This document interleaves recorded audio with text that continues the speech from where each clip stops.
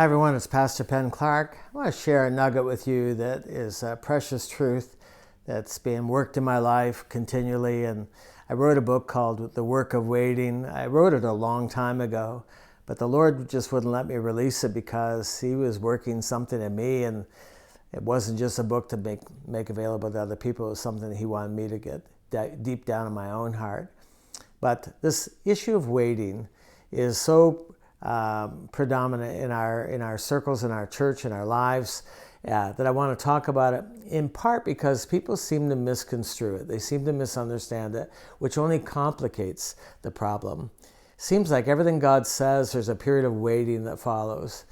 Even when He promises something, there's a waiting. He promises Abraham that he's going to be the father of nations, and it takes 25 years before they see any of it come to pass. And if it happened to these people, if it happened to Moses, happened to Joseph, it just seems like waiting is just part of the process. David gets anointed as king, and then he has to wait like 10 years before it's realized, then another 7 years before it's fully realized.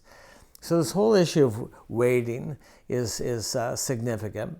And it helps to know a little bit of Hebrew. I don't know very much, but I do know a few words. And the word quava is the word waiting that we use the most.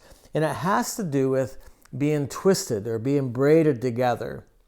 And I think that's the key to this whole thing, is that God's not withholding something from us just to make us wait, just to make us suffer. He wants to change our motives. He wants to change our methods. He wants us to get His mind, His motives. And so there has to be some kind of braiding or becoming one with Him.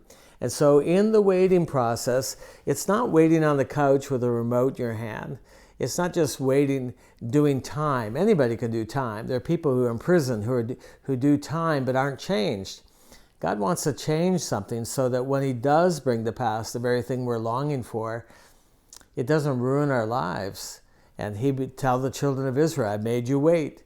It was a long journey. I understand it was like a 2-week walk from where they were in Egypt to the Jordan River, something that could have been done very easily, but He used that long 40-year period to try to change some things and establish who He was and reveal His name. They didn't know God when they began that journey, but we're aware of who He is and what He's like because of what was taking place in that journey. So the idea that waiting becomes braiding, God doesn't want to be a vending machine where you just put something in, you get something out automatically.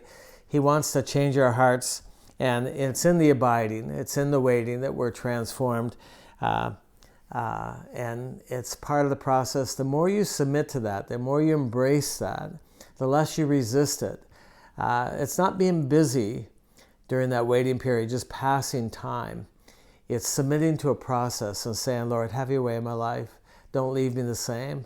Change me.